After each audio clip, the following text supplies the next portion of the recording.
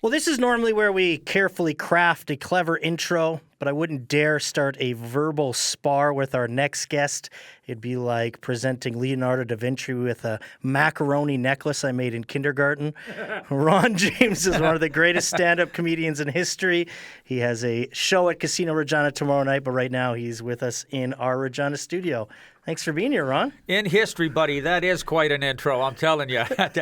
I would debate that myself. Originally, I said sparring with words with you is like Muhammad Ali taking on Brent Butt. I appreciate the macaroni necklace. It's quite a visual. But excuse me, say I've never played the States, but I do drink for free north of the tree line. Yeah. So there are hidden boons in my calling here in this country, and it's been nothing but rewarding for the last 25 years. And, you know, driving through blizzards, a Yeti wouldn't wander over widow-making strips of asphalt covered in death-fine snow, never knowing when some Peterbilt is going to swing into my lane with its ass end of logs and bounce me topsy-turvy end over end to the way too far below valley bottom to rest forever in twisted metal where industrious rodents will wean their young in my bleached cranial cavity. That's why I never did well at Just for Laughs. I'm not a soundbite act. Ron, you've just covered it everything because I wanted to talk about your love for this country, your love for words. Just for Laughs, obviously big changes there. Let's start with just the verbal gymnastics that you're able to do. Like where did that begin? Were you always like a lover, appreciation of the spoken word as a kid, or? Well, I came from people who could tell a story. And I was watching a Seinfeld interview the other day, and he said it's genetic. And I've heard Aykroyd say that, too, that the funny is genetic. And so I got that from my mother and father. My father was a feisty little Newfoundlander, the Burgio Bullet, we used to call him. And he could really regale a room. And my mom loves a good laugh, and she's got that... she was just a coal town girl, and he was raised in a world of salt, cod, rock, and water. I'm from a working class background where stories were sacrosanct at the kitchen table. You know, my dad could tell me stories about being out deer hunting and watching some antlered silhouette break the morning gray and walk into the field, and I'd be enraptured. Or my uncle could tell me stories about being in the North Sea during World War II in a Corvette Navy ship, never knowing when a German's U-boat torpedo was going to plow into the bow and send him into a watery grave. By the way, that was a freedom convoy. Oh. Yeah. Is that? Yeah, and there was nary a bouncy castle in sight, as far as I know, on those convoy ships. Those, right. You know, and so what they did was they protected the merchant marine vessels. And you know what? 3/4 of his crew on that boat were from Saskatchewan. There you go. You guys made great sailors in World War II because the endless horizon didn't spook you. That's right. We're used to it. Yeah. There is an interesting connection between the Maritimes and Saskatchewan, isn't there? There's a personality similarity. There's an affability. And I noticed it today. I had a laugh. I was out for a walk up to Wascana from the hotel, and I was just about to step off the curb, and somebody stopped 10 yards in front of me. And I said, I haven't even thought about crossing yet. And that's what they do in the Maritimes. The only difference here is no one rolled the window down and saying, do you want a lobster sandwich? Yeah, we don't have those. You don't want a lobster sandwich, I don't think, from Saskatchewan. I love the food out here, though. It's, I always fill up on bison. And I'm going to bring some bison ribs back. I'm heading back to the heat dome in Nova Scotia instead of this cozy spring weather out here. I didn't bring a jacket. I'm freezing. Do you think that ability, this is a good chance for you to make fun of my generation, do you think that ability to spin a yarn, to tell a great story is being lost? Because my dad is just an incredible joke teller, a storyteller, and I'm really actively trying to remember these things now, right? Yeah, that he's well getting done. older. But despite the fact that I talk on the radio every day, I can't tell a story like he can. That's an excellent question. And absolutely, I think there's something to be said for it. Sitting around a hearth or a campfire, I mean, that's where our soul note is, around a campfire. You know, I don't know too many people that'd pull out a smartphone around a campfire in the evening.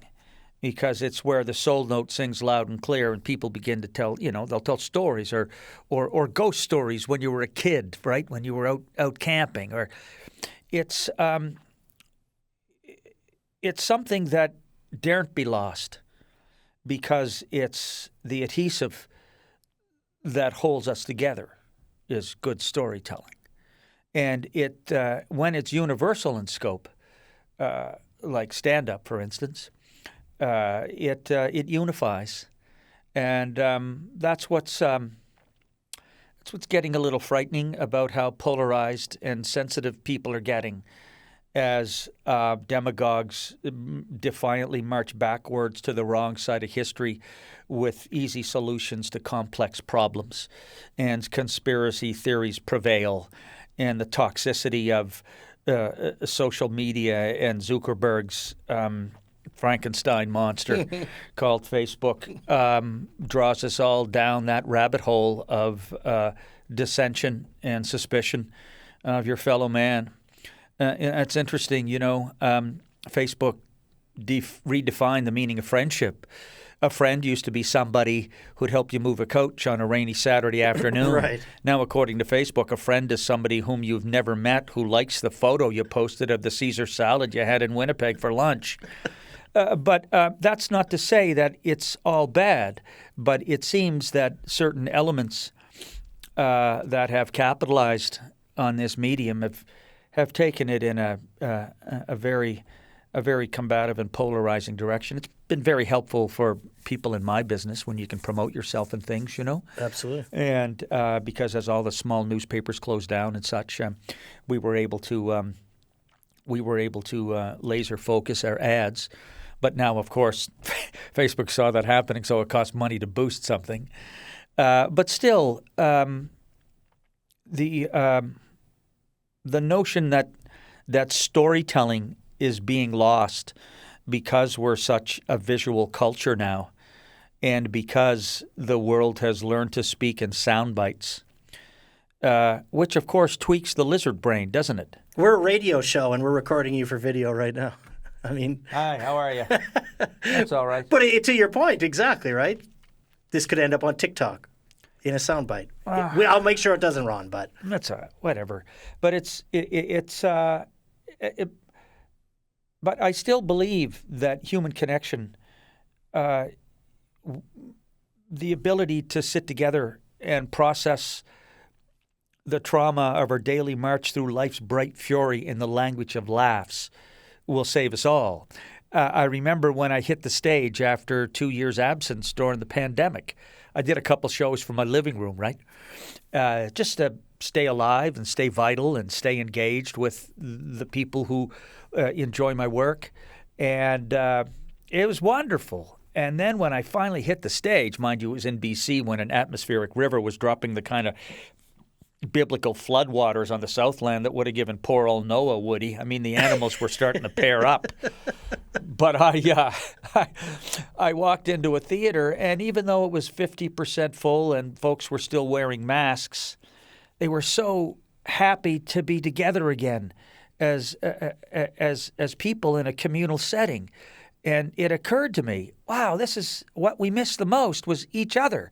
Everything else is a spoiler on a Dodge Neon. Yeah, it doesn't matter. It's and I've always felt, despite the challenges of adhering to the dictates of my craft, which is to speak truth to power and to rock the apple cart. I wouldn't say I'm an overtly political comedian, but I do land on those places that. But with a country of 37 million people, you have to be an equal opportunity offender. Yeah, which you are, and I think there's a magic in that. I don't know if you have to be. You are, though. Oh, thank you. I got some bad flack on Facebook from a fan who was here last year, and she said, "Oh my gosh, he made son of Scott Moe." I said, "All I said was I think his mother still cuts his hair." That's a joke. Come on, buddy has absolute power. He's fixing your chemtrails. Listen, folks, the only chemtrails you should be worried about are if they're made by Russian planes. When that hairless mutant decides to cross the North Pole riding a Stegosaurus polar bear hybrid chewing on a baby's foot. I mean, you don't know what's going to happen next. He's now in alliance with that psycho that runs North Korea. I mean, the world's gone bonkers. So we're going to have to laugh. How do you make sense of it, Ron? Is it through your own work? Because, again, I'm a huge comedy fan, and, people like yourself and George Carlin and, people that make sense of the world through comedic eyes. Well, in a way, that's the... Look, I try not to lose the room, right? It's getting harder not to use the room. I don't want to come down from the mountain with answers. The way I look at it is I'm just as confused as everybody else. Right. Right? I'm just a fellow traveler in this world of chaos.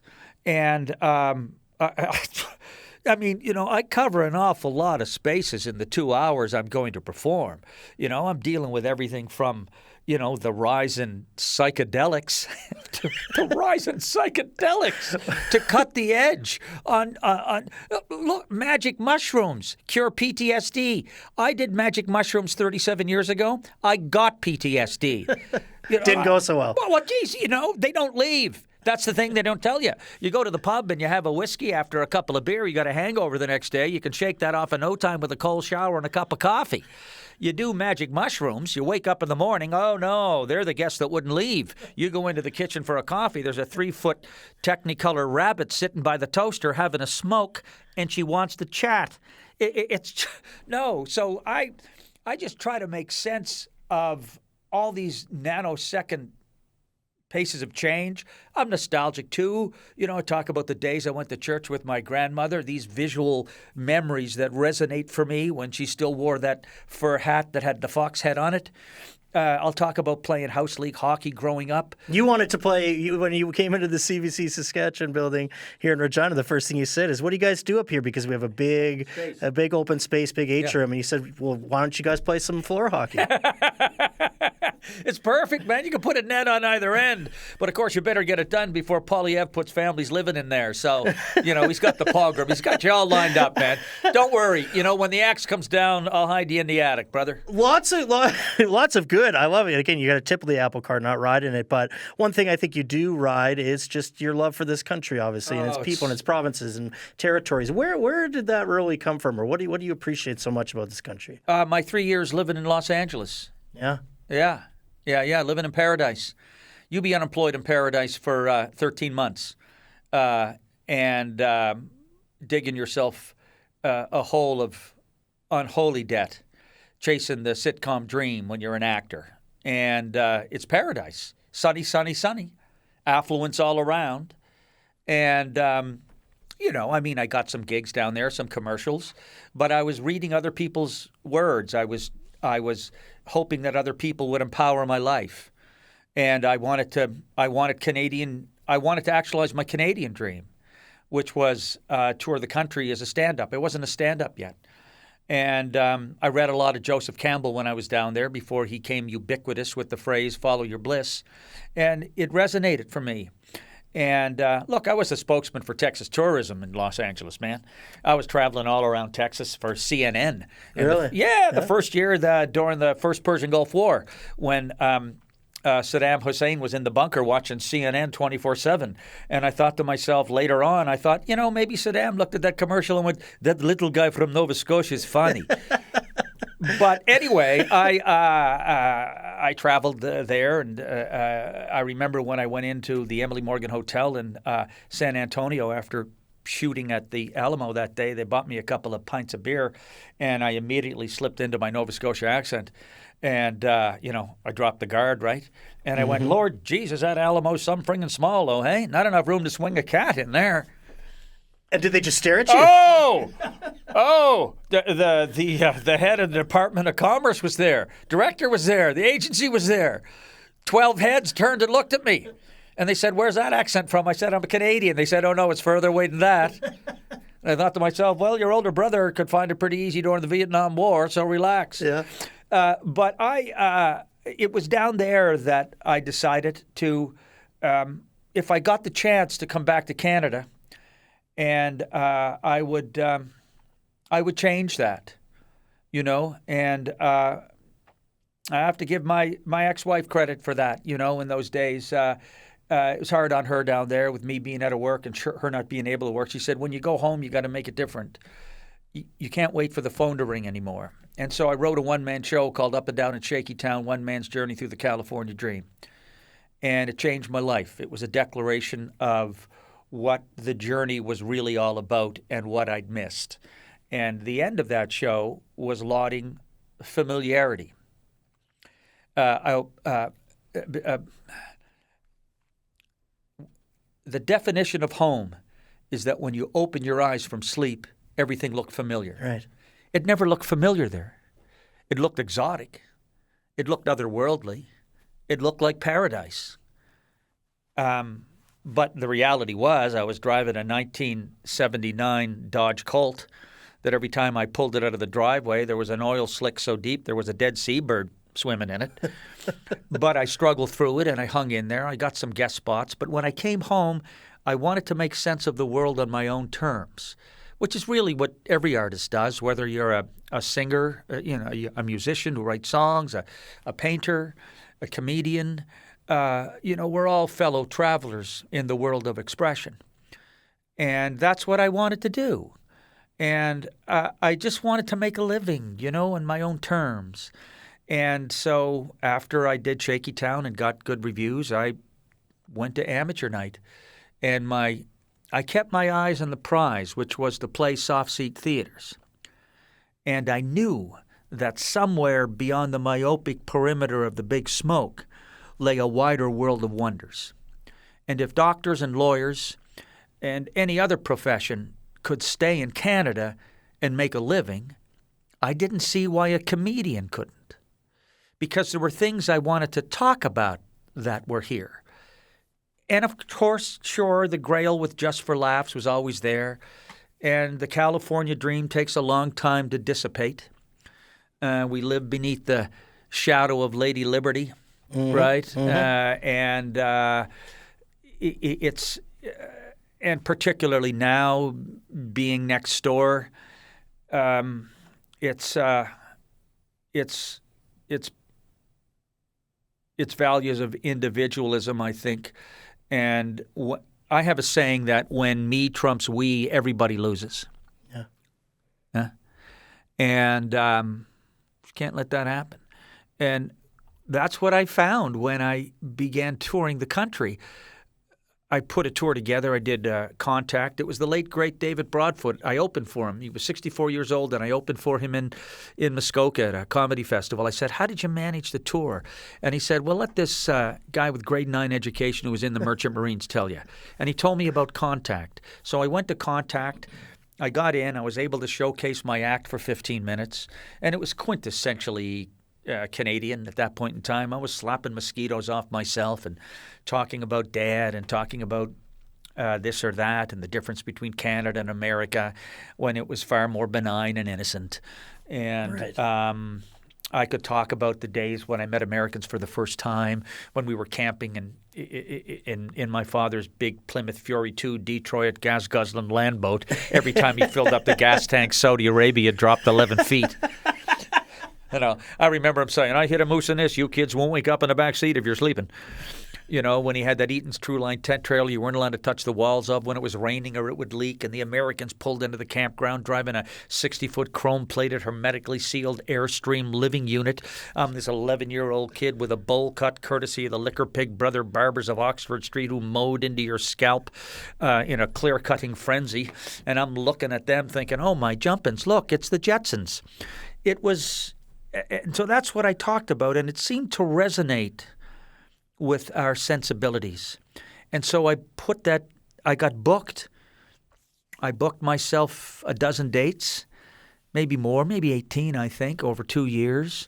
And the big tour was around the frozen lip of Gitche Gumi in the dead of February. I was way up in the tip of Superior. Yeah.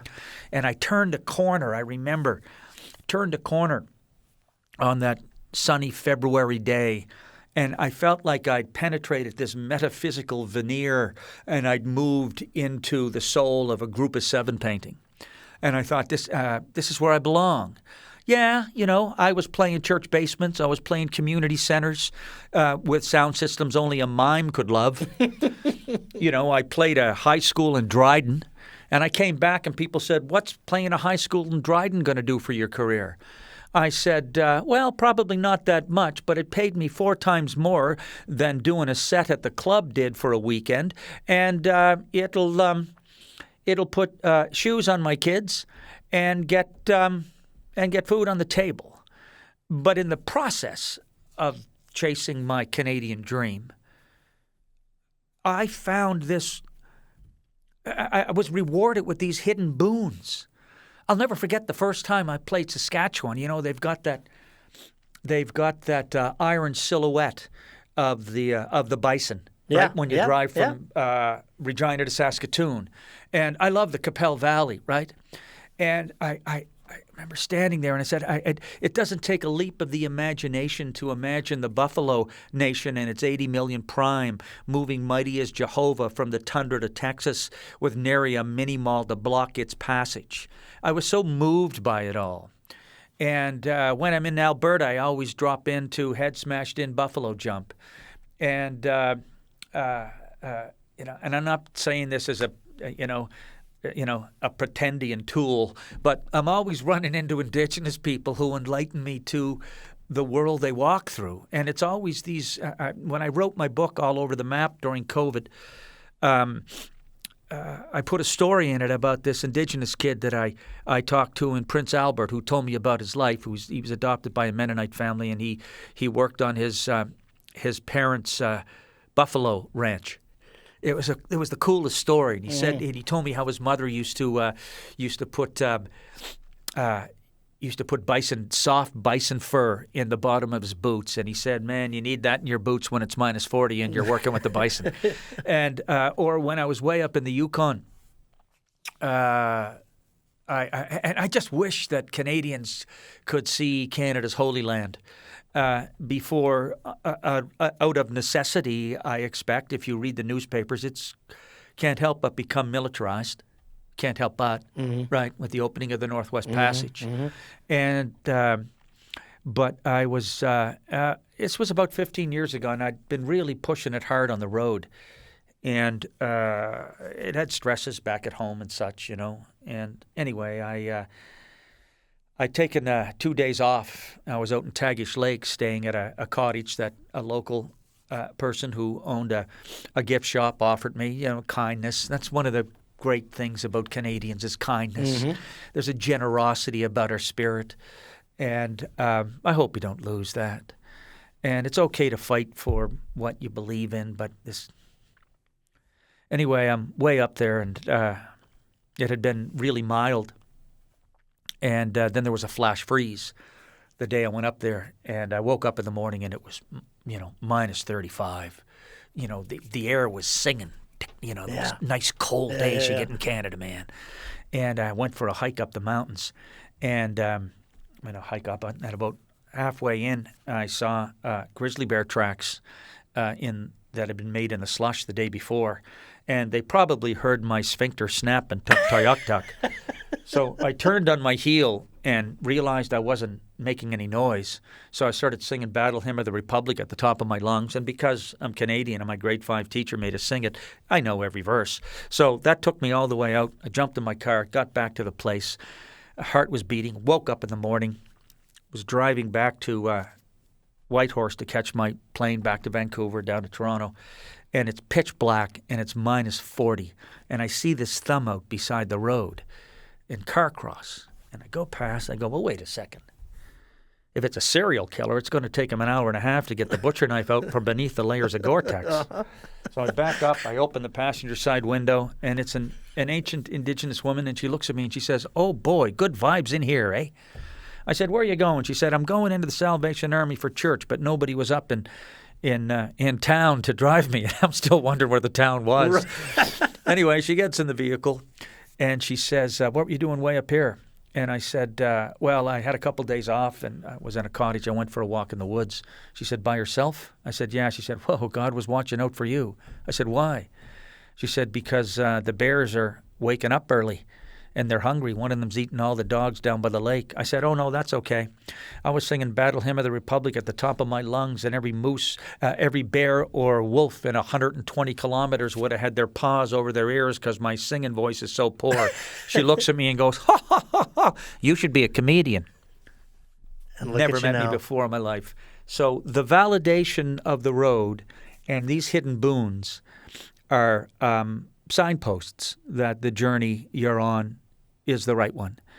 It's getting old. There's no doubt about it. It's getting harder because you have to travel in the off season. This is an anomaly to come into the casino. I'm really looking forward to it, though.